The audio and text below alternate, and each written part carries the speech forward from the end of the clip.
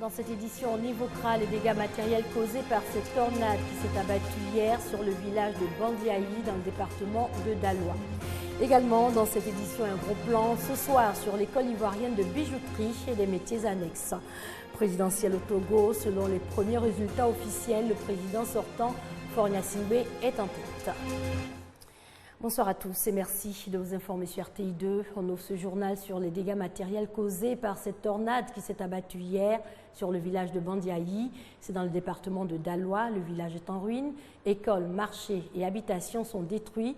Les populations sont dans le désarroi total. Mamadou Kouassi. Tout un village sous le choc. Des toits arrachés, des habitations entièrement détruites, des poteaux électriques endommagés, des populations forcées à dormir à la belle étoile.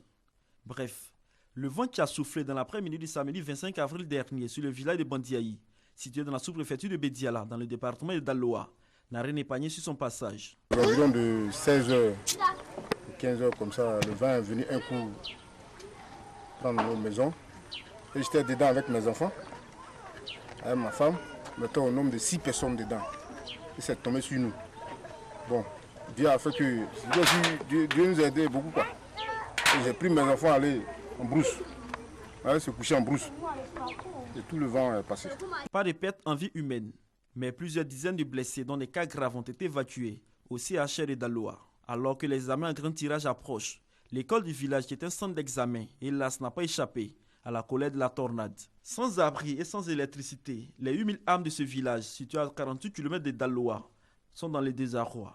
Les regards sont donc tournés vers les autorités compétentes, notamment le ministère de la Solidarité, de la Famille, de la Femme et de l'Enfant.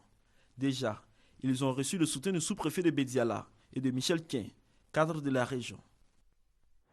On s'intéresse à présent à l'école ivoirienne de bijouterie et des métiers annexes. Cet établissement de formation professionnelle qui existe depuis 1972 a permis à de nombreuses personnes d'acquérir leur autonomie financière. Christelle Nda et Herman Yamia. Cet objet, lorsqu'on y coule du métal, permet de reproduire des modèles de bijoux à la manière artisanale. Cette étape terminée, le métal obtenu est limé pour avoir la forme parfaite. Nous sommes à l'école ivoirienne de bijouterie et des métiers annexes et IBMA, une salle de classe avec une dizaine d'élèves. Ces apprentis techniciens sont en réalité des stagiaires. Ils étudient la bijouterie. C'est le cas de Larissa, inscrite en module 1. Mon papa, il est bijoutier. Il a fait l'école de bijouterie. Ça fait maintenant plusieurs années de cela. Et quand je le vois travailler, à vrai dire, j'aime sa manière de travailler. Donc, après mon bac, j'ai décidé de faire la formation. Je compte le replacer et le dépasser même d'ailleurs. Larissa a encore 2 années à faire pour devenir un véritable bijoutier. François, lui, par contre, a déjà fini. Aujourd'hui, il a une clientèle à qui il offre toute une gamme de bijoux, bracelets et accessoires. Tous les jours, François cherche à être plus créatif. Il est surtout heureux d'avoir bénéficié d'une formation. Je leur demande de venir faire un peu la bijouterie. Ils verront qu'on n'a rien à envier aux autres. Même le cadre supérieur, on n'a pas à l'envier. Aujourd'hui, je suis un opérateur économique. Grâce à l'État de Côte d'Ivoire, j'invite mes jeunes frères qui veulent devenir opérateurs économiques de suivre au moins une formation. L'école ivoirienne de bijouterie et des métiers annexes et IBMA a une capacité d'accueil de 90 élèves. Elle délivre le certificat d'aptitude professionnelle CAP, préparé en 3 ans par les jeunes de niveau 5e. C'est l'équivalent du BEPC. L'IBMA fait l'enseignement des stagiaires, mais aussi nous faisons la production et la vente de nos produits. Après le CAP, pour le moment, nous n'avons pas de cycle supérieur, mais nous sommes en train de penser à remédier à ce malaise. Au cours de l'année 2012-2013, l'école a formé 47 élèves. 2013-2014, 43 élèves. Et 2014-2015, 41 stagiaires en formation. 12 ex-pensionnaires exercent déjà en entreprise et 10 sont installés à leur propre compte. Des chiffres bas, pourtant l'école existe depuis 1972. Je sais que les autres métiers, j'ai entendu parler, mais école de bijouterie, je n'ai jamais entendu en Côte d'Ivoire. Je ne sais pas où c'est situé.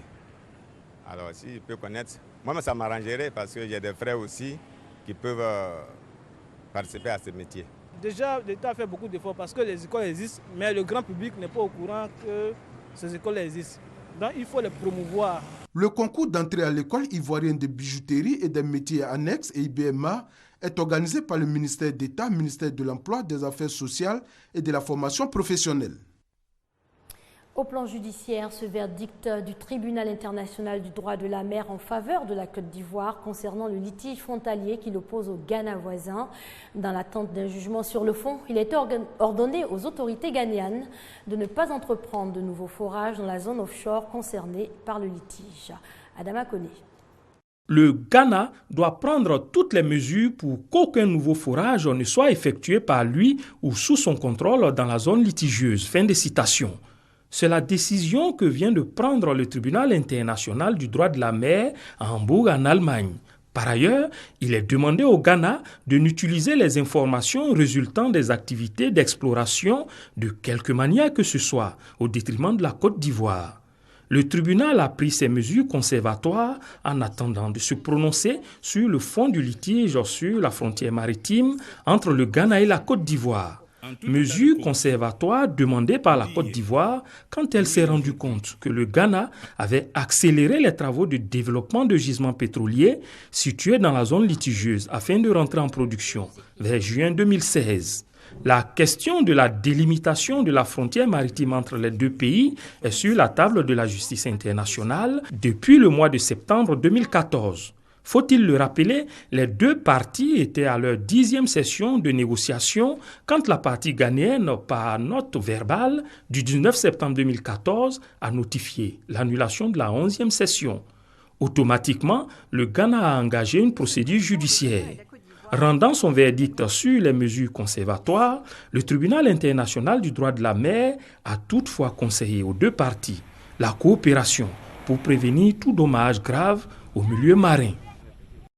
Tout à fait autre chose à présent, le FEMIA 8 initié par le groupe ivoirien Magic System a connu son apothéose hier avec un concert de clôture et une brochette d'artistes. Au-delà de la scène musicale, le Festival international des musiques urbaines d'Anoumabo va permettre la construction d'une école primaire à Bangolo dans l'ouest du pays. Rideau sur la 8e édition du Festival international des musiques urbaines d'Anoumabo, FEMIA. Fally Ipupa, artiste congolais très attendu à la clôture de ce festival, a su donner de l'émotion à ses nombreux fans au complexe sportif de Koumassi. Cris de joie, pas de danse et reprise en chœur des morceaux ont rythmé la communion entre la star et son public. Le FEMIA 8 est vraiment gigantesque. C'est une bonne ambiance. Vous le constatez, hein? On est en mouvement, tout le monde danse. Sur 5 jours, le festival a mobilisé plus de 100 000 spectateurs par jour, selon Assalfo. Il scrute l'horizon avec optimisme. Un FEMIA qui a répondu à toutes les attentes et nous en sommes fiers. Nous avons dépassé les 100 000 personnes attendues par jour au FEMIA. Aujourd'hui, vous l'avez constaté, que ce soit à Anoumabo ou à Koumassi, vous entendez tout le monde chanter, c'est la folie. Pour les autorités, le FEMIA a été des moments intenses de cohésion et d'entente pour les populations.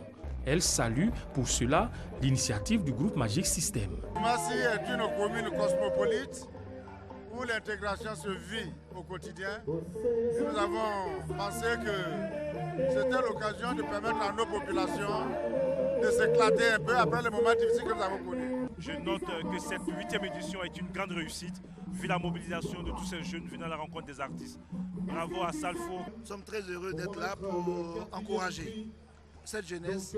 Aujourd'hui, Assalfo est un grand capitaine pour la culture. Au niveau du programme national de cohésion sociale, c'est ce que nous souhaitons, faire en sorte qu'il n'y ait pas de division, il n'y ait pas de distinction de groupes ethniques, de partis politiques, de religions. On parle Côte d'Ivoire et avec Magic System, on parle Côte d'Ivoire. Le FEMIA, c'est aussi des actions sociales. Cette année, il est prévu la construction d'une école primaire à Bangolo, dans l'ouest de la Côte d'Ivoire, d'où la satisfaction du maire de la ville. Aujourd'hui, nous, population de Bangolo, nous faisons des prières, adressons des prières au Seigneur pour que ce groupe aille encore davantage de l'avant. Le FEMIA a mobilisé 13 artistes d'ici et d'ailleurs sur les scènes d'Anoumabo, de Koumassi et de l'Institut français.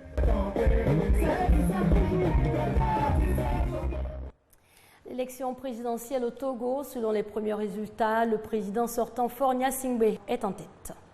Le processus électoral de 2015 s'est déroulé dans le calme et que l'organisation logistique que la CENI a mise en place a permis au bureau de vote de pouvoir fonctionner et d'être à la disposition des électeurs. Il faut remarquer un taux élevé d'abstention et certainement ce taux élevé serait dû aux soubresauts qui ont entouré le processus électoral. Certains électeurs, comme nous l'avons dit, qui n'ont pas pu voter à cause de leur omission sur les listes électorales et la difficulté à repérer leur bureau ou centre de vote. Quant à la présidentielle au Soudan, sans grande surprise, Omar el-Béchir a été réélu dès le premier tour avec plus de 94% des voix. Omar el-Béchir réélu pour 5 ans comme président du Soudan. Omar el-Béchir, qui dirige le pays depuis un quart de siècle, a remporté l'élection avec plus de 94% des voix dès le premier tour. Une élection boycottée par l'opposition qui estimait que les conditions n'étaient pas réunies pour un scrutin libre. Le président actuel est réclamé par la Cour pénale internationale pour génocide au Darfour. En bref, en Guinée, l'opposition annonce de nouvelles manifestations le 30 avril prochain à Conakry. Elle veut obtenir la révision du calendrier électoral, mais le président guinéen Alpha Condé, en visite en France, a déclaré qu'il n'y aurait pas de changement de date. En images au Burundi, c'est la candidature pour un 3e mandat du président sortant Pierre Nkurunziza qui est contestée. La principale radio indépendante a été fermée par les autorités aujourd'hui. De nouvelles manifestations aujourd'hui également ont été de nouveau dispersées par la police anti-émeute. On s'intéresse ce soir à cette page d'histoire. Elle concerne Ernesto Che Guevara. Son aventure de 7 mois dans les montagnes congolaises racontée 50 ans après le débarquement dans l'est du Congo. Sur les traces du révolutionnaire argentin dans l'est du Congo, reportage. La piste n'a pas dû changer beaucoup depuis l'arrivée de Che Guevara. En avril 1965, le jeune Congo indépendant est en pleine guerre civile. Les Américains soutiennent le général Mobutu, chef des armées, et le voient comme un rempart contre l'influence soviétique. Guevara, envoyé par Fidel Castro, veut faire du Congo une plateforme pour la guerre révolutionnaire en Afrique. Floribert Milimba se souvient. Nous avons vu un blanc débarquer. On a demandé d'où il venait et on nous a dit que ce blanc était là pour nous aider. Son pays devait nous envoyer du renfort et des munitions pour faire la guerre. Fizi, sur les hauteurs du sud Kivu. Che Guevara est passé ici il y a 50 ans et a vu ces anciens bâtiments coloniaux belges, aujourd'hui utilisés par l'administration congolaise. Tabou Aziza faisait partie des rebelles. La vie dans leur camp était difficile.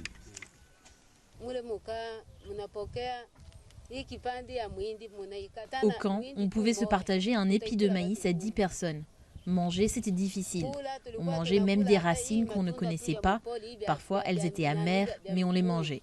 L'arrivée de Che Guevara donne de l'espoir aux rebelles. Mais le guerriero argentin désespère rapidement de ses camarades de combat. Il trouve des hommes qui ne savent pas tirer et s'intéressent plus aux filles et à l'alcool qu'à la révolution. Son aventure congolaise prend fin au bout de 7 mois. Il a décidé de partir lorsqu'il a constaté que nous sommes passés à côté des idéaux révolutionnaires. Et là, il a trouvé inutile de continuer de rester avec des gens qui ne respectent pas les normes de la révolution.